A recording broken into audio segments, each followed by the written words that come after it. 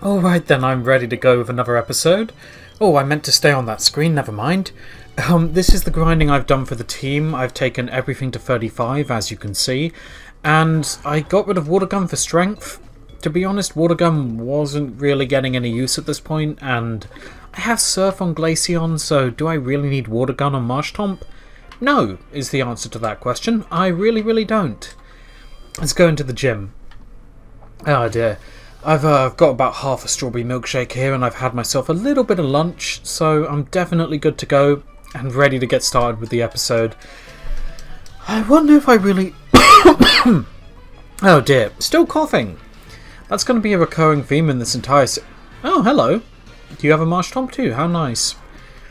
I feel like that cough is going to be a recurring theme in this series. Oh, my controller's having a bit of a moment. Hang on, let's give it a second. There we go. Yeah, it takes a second before it sort of figures out that, yes, my Bluetooth is turned on, and yes, it should be connected to it. Oh, I'm having such a lazy day now. I went out for a walk with the old man. We went down to the local supermarket, got him a newspaper. To be honest, in some ways, this whole situation where... I'm not sure if I've actually mentioned it before. I'm not sure if I should, actually, but... Suffice to say, there have been medical complications. I'm not going to go into more detail than that. It would be a pretty big dick move, I feel. But, you know, we've been spending a lot of time together lately, so that's certainly something I'm okay with. Even if sometimes, every now and then, he does drive me the smallest amount insane. Oh, man, one of the worst things, I swear, right? I love my father, okay? He's a great guy. He's fantastic. But one of the things that he does that just... Oh man, you got to learn to put up with it. He has a very set collection of stories, right? He has about, I would say, 24 stories that he really likes to tell. And once you've heard one, he's not going to remember that he's told you. So, I mean, I should clarify, he's not got any, like, sort of condition that would mess with his memory, but he just tells you the story again anyway. He's always been that sort of guy. I have heard stories from him so many times that I can recount them perfectly now, word for word, to exactly what he told me. Because I've just heard the stories themselves each about 36 times.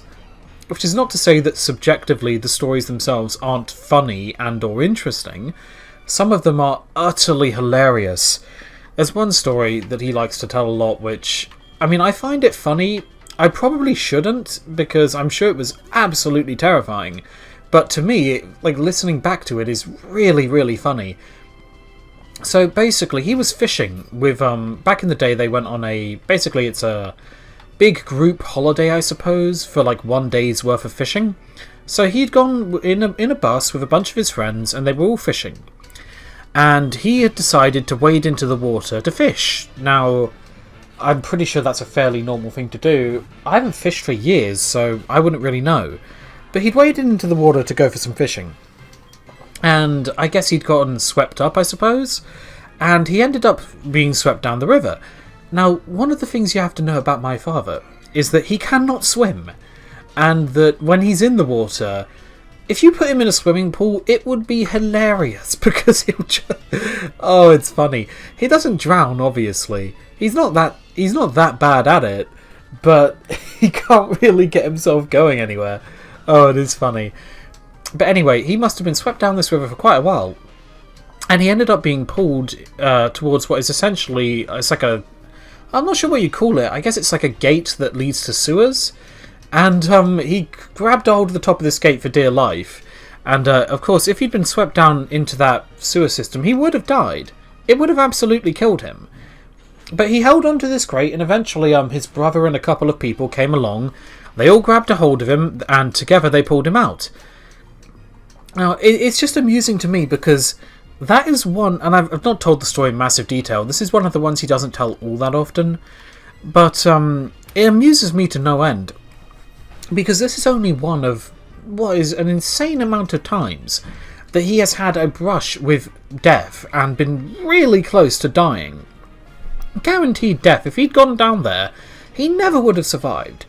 And yet somehow, against absolutely all the odds, every time he gets into a situation that should by all rights kill him, he comes out of it fine. I've just got to wonder what supernatural power is keeping him alive and what for. It is ridiculous. We had one a few years ago where he'd gone out into our garage. Now, I was in the conservatory doing some War Thunder on my computer back in the days when I used to play that game anyway. And this was years and years ago now. It must be about, 5-6 years ago now? Anyway, I was in the conservatory and he came into the conservatory and said to me, something to the effect of, could you give me a hand in the garage real quick? I've just got to get something out of the garage loft, because we had a sort of second level in the garage that you could only get to with a ladder. And I said to him, yeah, sure, give me a few minutes and I'll be right with you, because I wanted to finish my War Thunder game. In hindsight, well, it's not my fault that he went and did what he did, but if I had helped him sooner, he wouldn't have. But basically, I said to him, yeah, give me a few minutes, and I should check my ability while I remember. Blaze. Okay, it's not really very important. Anyway, I said to him, give me a few minutes and I'll be right with you. So I finished up my War Thunder game, blissfully unaware that anything strange was going on in the rest of the house. And then eventually, I after my game ended, I got up to go and help him. So I walked through the house, and I came up to the front garden, and I saw that the garage door was open. And I thought, oh, okay. He's probably in the garage, he's probably opened it up, and he's got the ladder, and he's just waiting for me to come out and help him.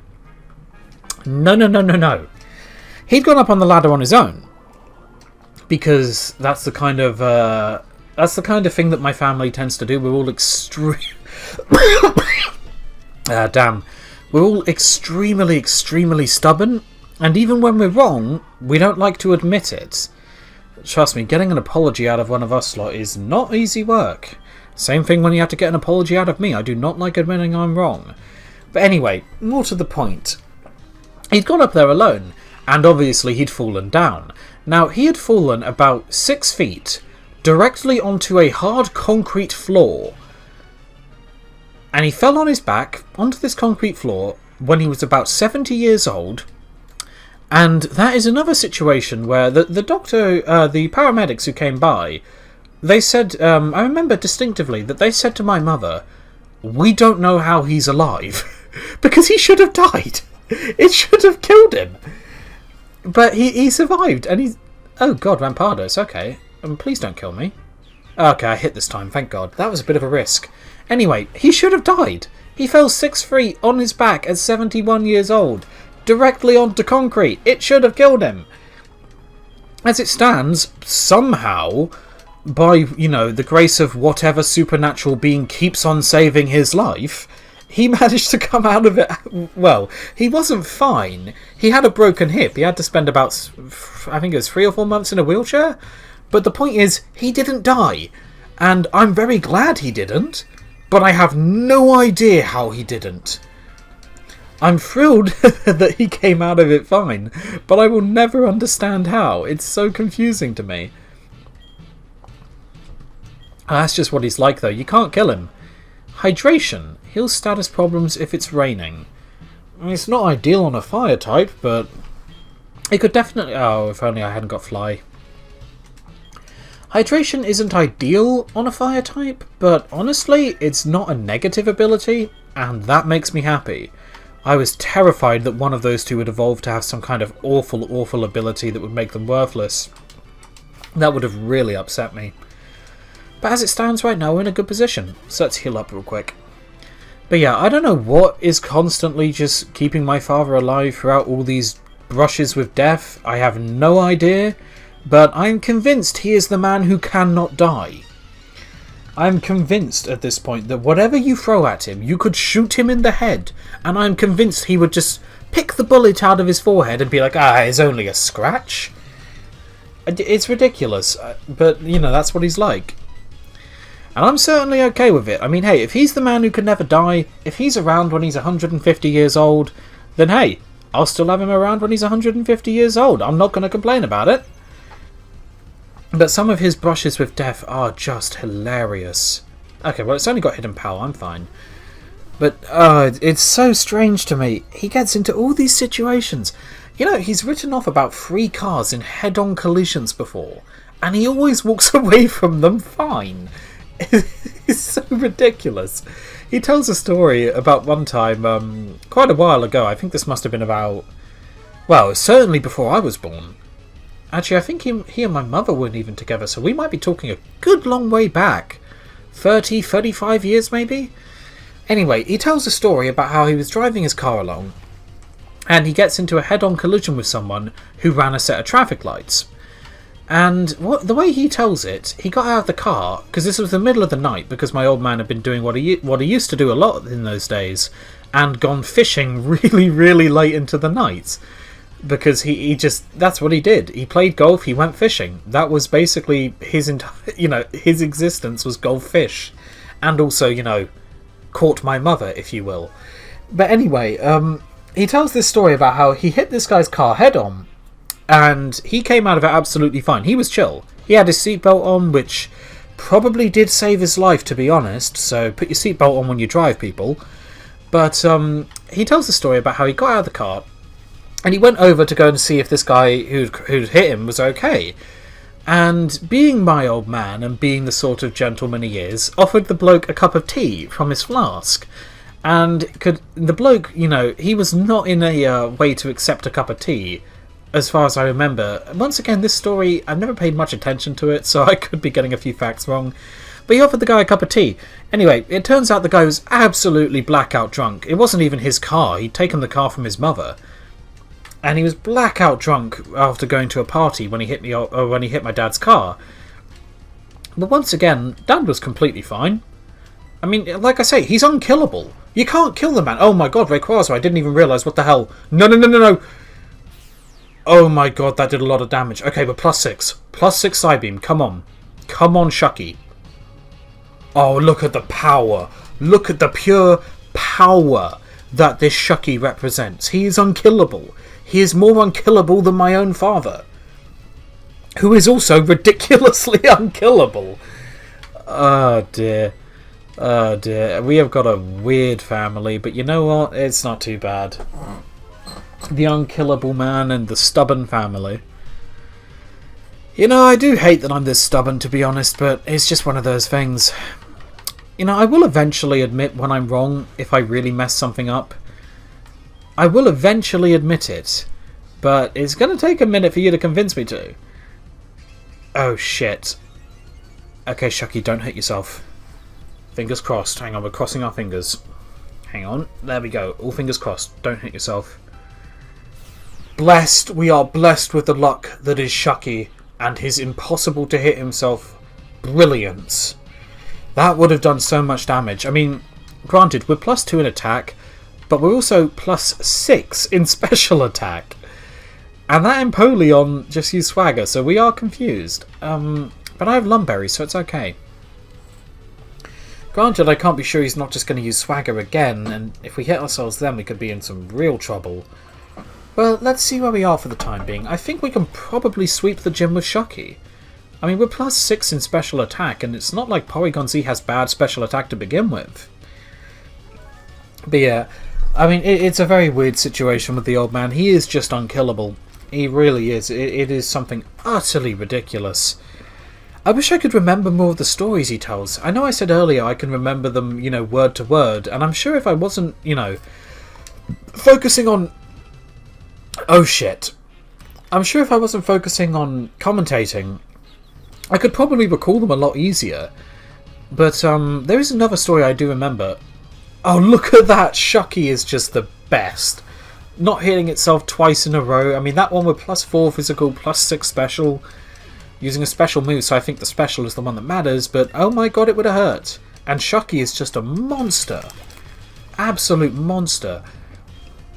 Anyway, one story I do distinctively remember about my parents is my mother used to play golf with my old man. She never was all that amazing at golf, mind you. Actually, I was about to say he wasn't that amazing, but he really was a good golfer back in the day. Anyway, they used to go and play golf together, and they were playing golf on what they described, at least, as basically a cliffside course. If I'm remembering properly, it's basically there was a cliff and then the ocean. A little bit of a beach, sure, but cliff, tiny beach, ocean. And obviously they weren't going to fall off the edge, it's fine. Like, the cliff is about, I don't know, 100 metres away from the actual main bit of the course. But anyway, they're on this course, and they're all at the tee. Him, my mother, and some other people who are waiting to take the next shot. And well, this is a mildly embarrassing story, so thank God it's not me who's involved in it.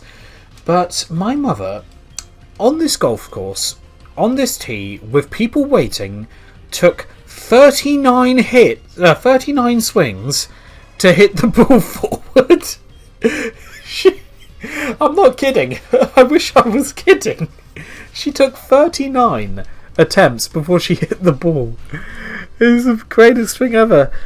And the way she tells that story, oh dear. See, the way Dad tells the story, at this point he usually bursts into laughter because it is really, really funny. Nobody who understands anything about golf is going to be able to tell me that is not really, really funny.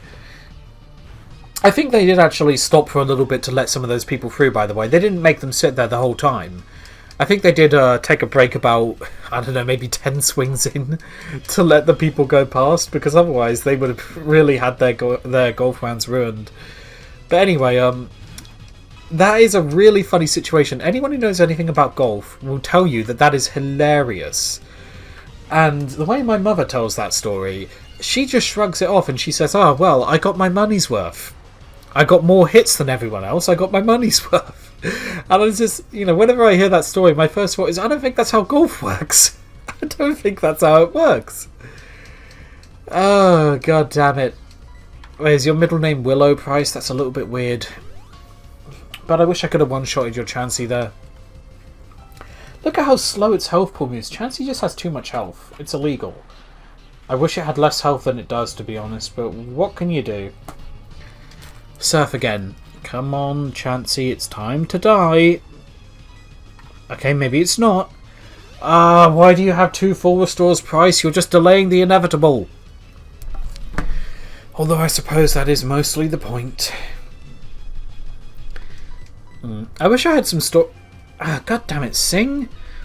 I wish I had some stories about, I should, yeah, that was Netflix again. Sorry about that. I keep on forgetting when I open my phone that I always end up having Netflix right there. Wait, how is Chansey faster than me as well? It's ridiculous. Anyway, as I was getting at, I wish I had some stories from my childhood I could tell you. But the weird situation is, well, maybe it's not that weird, but most childhood stories that I can remember that involve me are not ones I want to tell you. I was a bit of a, how should we put it? Pain in the neck kind of child. And too many of those stories are a bit embarrassing to me to this day. I mean, I'm one of those weird kinds of people. When I've done something stupid, even if it was years and years ago, I can't let myself get away with it. Oh dear. My old man tells me a lot of the time, and he's absolutely right when he tells me. I know he's correct, but he tells me a lot of the time that I'm too hard on myself. And he's not wrong. I still judge myself for a lot of things I did when I was far, far younger. But it doesn't change the fact that I still judge myself for them. I know I shouldn't. I've put all these things behind me. Most of the people that are involved in these stories have put them behind them. But I can't help but judge myself for it, and it's not healthy. Water sport, really? Fuck you, Price. But anyway, there are a couple of stories I can tell. I mean, some of them may make me seem like a particularly bad person, but there are a couple of stories that aren't too embarrassing to me to tell. There's one, for example, well, actually no, maybe I shouldn't tell that one. It's, yeah, that's definitely going to paint me in a bad light. Maybe I shouldn't do that. I must admit, I'm interested now to think, what are people going to assume that story was? Because in reality, it's not a terrible situation. It makes me seem like I'm a very short-tempered person, which I am, but I imagine that the way I've described it now, people are going to come up with much more interesting stories for what that might have been than the actual truth, and I'm okay to just let it go with that. I'm interested in what people might think I did. I'm mildly worried about what people might think I did, but we'll find out, won't we? Oh man, if people end up thinking I'm some kind of crazy axe murderer, then I know I've made a mistake. What is that? Oh, it's the Ruins of Alpha, of course it is. Yeah, there are a lot of stories about me being a little bit of a pain in the neck when I was younger. But it is what it is. I mean, most of my stories that are interesting from my childhood tend to involve either me being a terrible person or someone being a terrible person to me. Why did I go in the box? I don't need that. And to be honest, I don't think those kind of stories are quite as entertaining as the old man nearly dying on a fishing trip and somehow surviving because apparently he's the new Jesus. I mean, I swear, you can't kill him. Like, you could try, but it's not gonna happen. Oh dear, I can tell you a few stories though, from more recent days. Because lately, I don't do enough embarrassing things to make myself ashamed these days. But I can tell you a few things, like, for example, recently, I was walking the dog with the old man, actually. And we're just having a lovely walk with Jasper, who's our Labradoodle. I might show a picture of him, if I remember to. But anyway, we did a nice walk with Jasper, and he was off his lead, and we're coming up to the corner of the field where we walk. Now, off this corner, there's a little road. It's not a very major road. There's only a few cars on it. Oh, and we're Team Rocket now, so give me a shit. But anyway, there's only a few cars on this road, so I wasn't too worried. But it's near a train track. And the thing is, there are gates that block it. But Jasper's a very clever dog, and I'm sure he could find a way around it if he wanted to. So I thought to myself, well, he's not going to go down there, it's fine, because he was on the field. Anyway, he chose to go down there because a couple dogs with their owners were walking down that road, and he saw them. And he knew one of the dogs, and he wanted to say hello to that dog. So he ran off, and we must have been about, I don't know, we must have been about 300 metres away from that road. So the dog runs off. Now, I am not as fast as a Labradoodle. I will tell you that for free. I am not as quick as my dog. Especially when I'm wearing a t-shirt, a hoodie, and a coat over it, and massive bloody mountain boots with steel toe caps. I am not that fast in that situation. Also, cool, it's a Rotom Mo. But yeah, I am not that quick in that situation. But there I was anyway. The dog had run off, and the old man wasn't going to be able to catch him. He's a 77-year-old man with a bad knee. That's not going to happen. So I had to run. Well, I say run, I was near enough sprinting for about 300 metres to get to the corner of the field. Then I had to run down the road another 50 or so, only to catch up with the dog, who I assumed was going to be, you know, going absolutely mad trying to get on the train tracks. No. I caught up with him. Here I am, nearly having a heart attack because I'm absolutely exhausted. And I caught up with the dog, and what do you think he was doing? Do you think he was risking his life? Do you think I had to chase after him? No. No, I didn't. And no, he wasn't. He was just saying hello to the bloody dog. All he had done, he'd run all that way. And all he had done when he got onto the road was go up to the dogs, say hello, and get some fuss from the dog's owners. That was it. I had no reason to worry. He wasn't even barking at the dogs. But that little bugger, that Jasper, had led me on what was near enough a bloody 350-metre sprint. I did not enjoy that. And I should clarify, when I say sprint, I mean sprint. I mean, I didn't know I had that in me. I did not know I had that in me. I am not a particularly fit person. I will tell you that for free. I am not a particularly healthy and fit person. But I did not know I could do that. But it turns out that when the thing I care most about in the world, which, sorry family, you know, you may have, you know, my parents may have, you know, caused my existence, but they're competing with the bundle of joy that is my dog. And to be fair, in that situation, even if I were married, my wife would not win in comparison to my dog. It's not going to happen. You know, even the love of my life, she has to understand that she is secondary to my dog, because I love my dog, and he is the greatest dog in the entire world, and I will show you a picture of him, because he is brilliant. I've probably shown you one already. There's one I absolutely love where he's playing with this, it's like a big, I don't even know what it's supposed to be, But it's like a big plush animal thing that we got for him. Oh, he loves it. Will you give me one moment, please? Hang on. Sorry about that. I'm sure you heard my old man calling for dinner downstairs. I'll go and sort that out in a minute. But anyway, what's it called?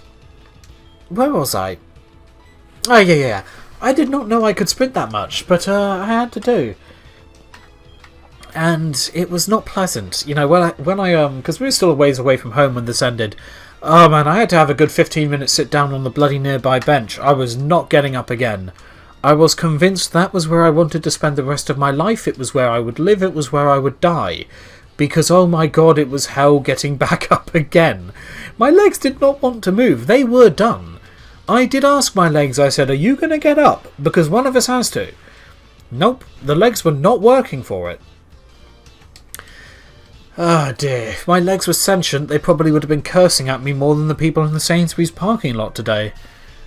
Oh yeah, that was annoying actually. I'll tell you another story while I'm in story mode. Hey, it's story time with Esper. You love this. Come on. Everybody loves this. Anyway, when we went down to Sainsbury's today on our little walk to get the old man his newspaper, we were in the car park, and of course we had the dog with us. Now we can't bring the dog into Sainsbury's, so he went in to go and get his paper and the stuff that he needed, and then I went in after he came out and he started looking after the dog. Now while I was sitting there outside waiting for him to get his paper and his whatnot, there were two people nearby, and oh my bloody god, you have never heard such an exchange in your life. I swear a lot, but Jesus, these two were going at it in public, and I thought to myself, you know, if you're gonna do this, if you're gonna talk like this, if I was gonna talk like that, I'm not gonna do it in public. It's not gonna happen. You've got to behave yourself reasonably around other people, not go into a tirade about how everything is shit and say fuck every 10 seconds. Oh, it's annoying. You know, people are really getting on my nerves a lot.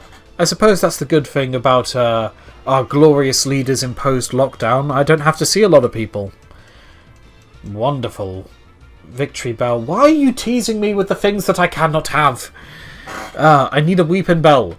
You know, actually, funnily enough, I should mention, while I was doing my grinding for this episode, I wanted to grind levels, obviously, before the gym. And it's a good thing I did, because holy shit, he had a Rayquaza. But anyway, before I ground my levels for the gym, while I was doing it, I did it by fishing at the Lake of Rage, because you're basically guaranteed a level 20 encounter. And it was quite convenient. And one of the encounters you could get there was...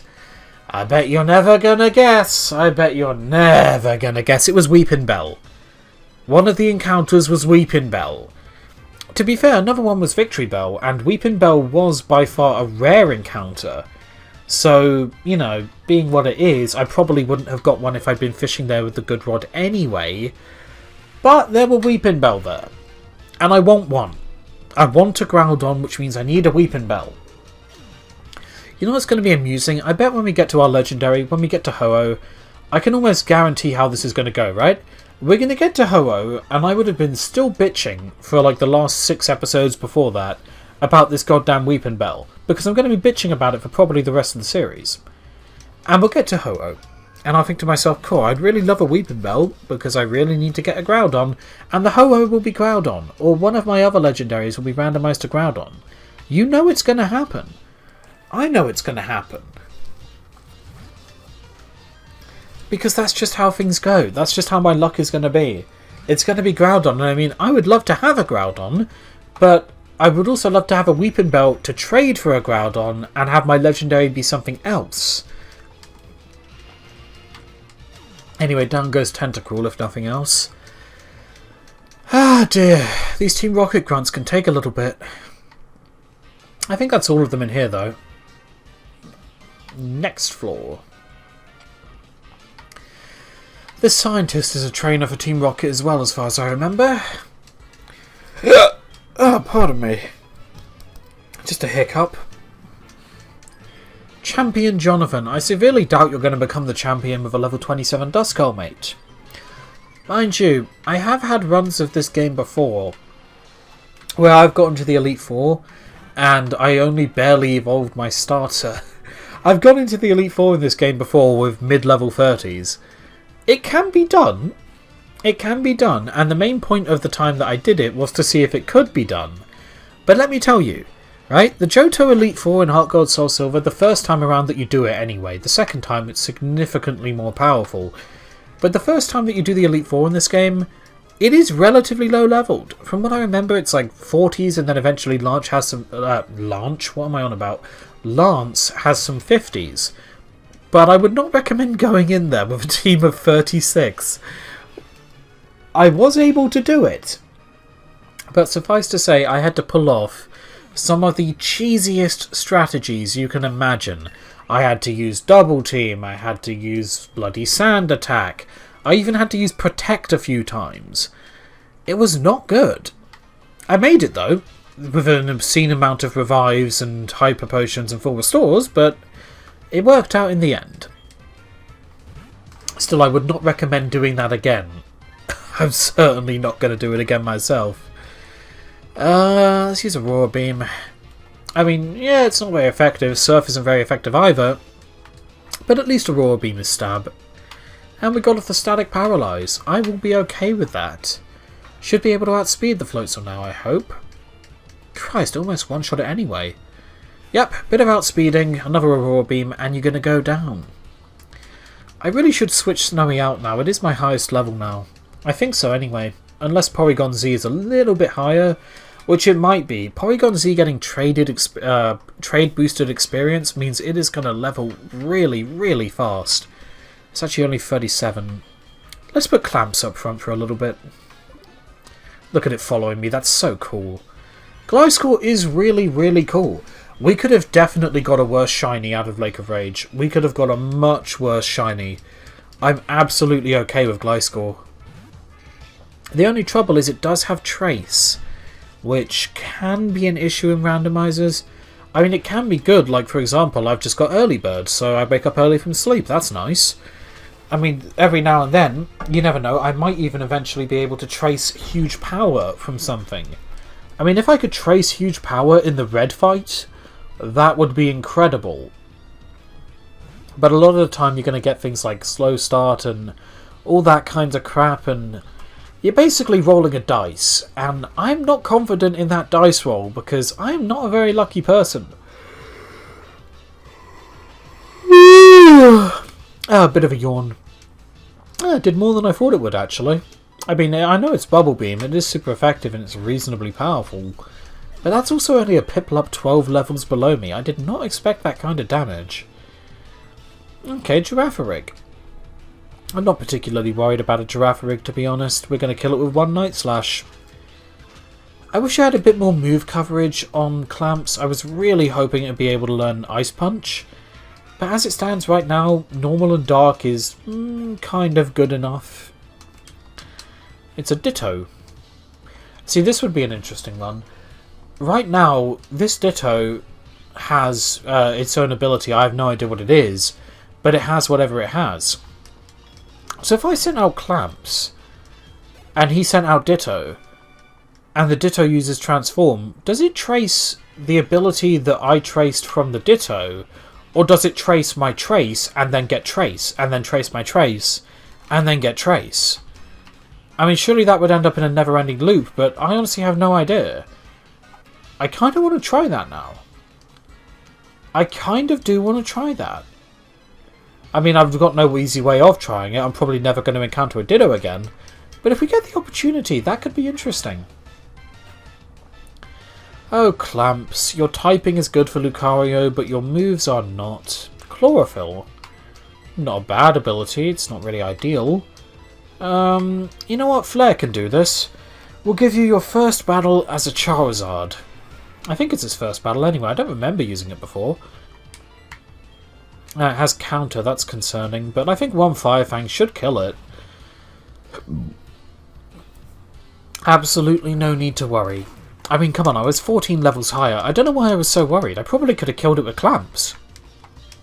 Mudkip. Once again, I probably don't need to switch, but we might as well. Doesn't do any harm. I'm so happy with this team. I know we've got a couple losses. At least I think we had one. What's our most recent loss? Yeah, we lost Spiritomb. I remember now. We lost Spiritomb. I'm not too worried about losing Spiritomb. The team itself is still very, very powerful. And we got rid of Flygon. We dropped it off the team. I remember that too. Did Flygon die? I feel like it didn't, right? No, I don't think it did. No, it definitely didn't. Huh. Yeah, no, I remember now. I just, Flygon didn't die. I chose to replace Flygon with, what's it called? With Gliscor. And I replaced, what's it called? Help me out. Spiritomb with Porygon Z. I remember now.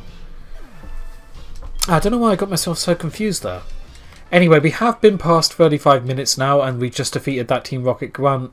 So in an effort to not have another hour of power, we're going to have a quick chat with Gliscor, who is standing guard. I'm so proud of you, Clamps. Without you to stand guard, I don't know what we would do. I mean, come on, you're blue and yellow. You probably terrify anyone who sees you. But anyway, we're going to leave it off here in the middle of the tower. Next episode, I mean, will I be able to defeat Team Rocket in one more episode? I'm not sure. I'm hopeful. If we can do this in one more episode, that means we can start moving on to the 8th gym, and we will be really coming in close to the end of Johto. This has been such an adventure so far, actually. I'm really having a good time. I'm really having a good time, and I hope everyone else is having a good time too. I'll see you in the next episode, guys. Stay tuned.